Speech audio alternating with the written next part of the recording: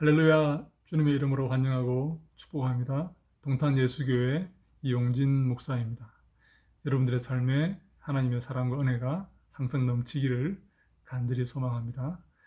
이번 시간은 신약신학 두 번째 시간입니다.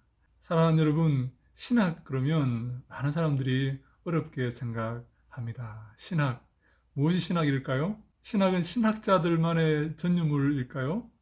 독일어로 테올로기라고 이렇게 하지 않습니까? 이 테올로기라는 말은 테오스라는 말과 로고스라는 말이 합쳐져서 만든 말입니다. 헬라어에서 온 말이죠. 테오스는 우리가 잘 알다시피 하나님이라는 말이고, 로고스는 말씀, 말이라는 말입니다. 그래서 테올로기는 하나님에 대한 말, 하나님에 대한 말씀, 그런 의미입니다. 하나님에 대해서 얘기하는 것, 말하는 것, 그런 의미가 되겠죠. 하나님에 대해서 말하는 것을 하나님이 좋아하실까요? 하나님에 대해서 될 수 있는 대로 말하지 않는 것을 하나님이 더 좋아하실까요? 유대인들은 하나님을 언급하는 것을 굉장히 꺼려했습니다. 그래서 하나님의 존함이 등장하면 아도나이라고 이렇게 말하면서 하나님의 이름을, 하나님의 그 존함을 직접적으로 언급하는 것을 꺼려했습니다. 근데 예수님은 다릅니다. 예수님은 하나님을 아빠, 아버지라고 이렇게 부르라고 그렇게 말씀하셨습니다. 예수님 당신도 아빠, 아버지라고 말씀하셨고, 제자들에게도 아빠, 아버지라고 이렇게 말하라고, 부르라고 그렇게 말씀하셨습니다. 아람어 아빠는 아버지를 가장 친근하게 부르는 그런 말입니다. 어린아이의 언어입니다.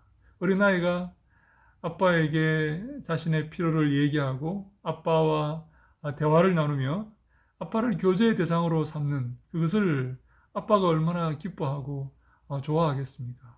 그래서 우리도 하나님에 대해서, 우리의 영적인 아빠에 대해서 말하기를 좋아해야 됩니다. 아빠에 대해서 서로 대화하고 서로 나누고 연구하고 공부하고 아빠의 마음이 어디에 있는지, 아빠가 뭘 좋아하는지, 아빠가 어떤 것을 기뻐하시는지를 생각해보고 그러한 삶을 살기 위해서 노력해야 된다 하는 것입니다. 지난 시간에 신약신학 1과 신약신학 2를 나누었습니다. 여러분 기억나십니까? 신약신학 1은 예수님에 대한 그런 내용입니다. 예수님의 말씀과 기적과 삶과 죽음과 부활. 그리고 신약신학 2는 예수님의 삶에 대한 그 제자들, 사도들, 신약 성경의 저자들의 해석과 연구와 전파에 관련된 그런 내용입니다. 여러분, 예수님의 삶과 예수님의 죽음과 부활을 한마디로 요약한다면 무엇일까요? 한마디로 예수님의 삶을 요약해 놓은 좋은 구절이 있습니다. 로마서 1장 3절로 4절 말씀입니다. 제가 한번 읽겠습니다. 그의 아들에 관하여 말하면 육신으로는 다윗의 혈통에서 나셨고 성결의 영으로는 죽은 자들 가운데서 부활하사 능력으로 하나님의 아들로 선포되셨으니 곧 우리 주 예수 그리스도시니라. 아멘. 이 로마서 1장 3절로 4절의 이 두 구절을 한마디로 요약한다면 예수님은 이 땅에 사람의 몸을 입고 오신 하나님의 아들이시다 입니다. 그런데 이 사실을 신약 성경의 저자들이 전파하고 있습니다. 특별히 우리 빌립보스 2장에 필리포 힘노스라고 이렇게 말하는데, 그 빌립보스의 성령이라는 그런 말이죠.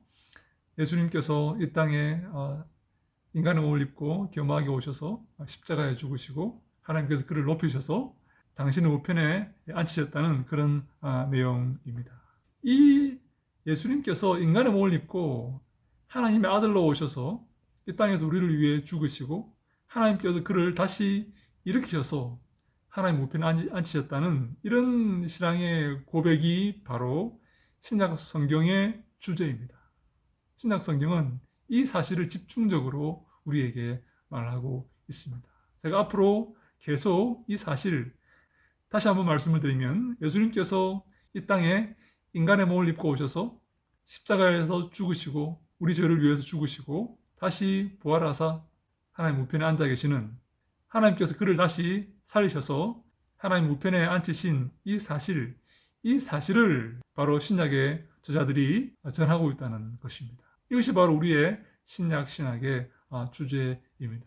사랑하는 여러분, 여러분은 예수님께서 이 땅에 인간의 몸을 입고 오셔서 우리 죄를 위해 죽으시고 다시 승천하셔서 하나님 우편에 앉아 계신다는 사실을 믿으십니까? 이 사실을 믿는다면 우리가 하나님의 자녀인 것이 확실합니다. 그런데 이 사실을 믿지 않는 사람들이 많이 있습니다. 심지어 신약신학의 많은 학자들도 이 사실을 믿지 않습니다. 특별히 신약신학의 학자들의 그런 믿지 않는 의견을 함께 생각해 보면서 어떻게 우리가 이 사실을 믿고 이 사실을 믿는다는 그 사실이 얼마나 큰 축복된 것이며 우리가 이 사실을 전파해야 된다는 사실을 함께 생각해 보고 나누고자 합니다. 신약신학의 두 번째 시간, 신약신학의 주제는 바로 예수님께서 이 땅에 육신의 몸을 입고 오셔서 우리를 위해 죽으시고 부활하셔서 하나님 우편에 앉아 계시는 하나님의 아들이시다 하는 사실입니다.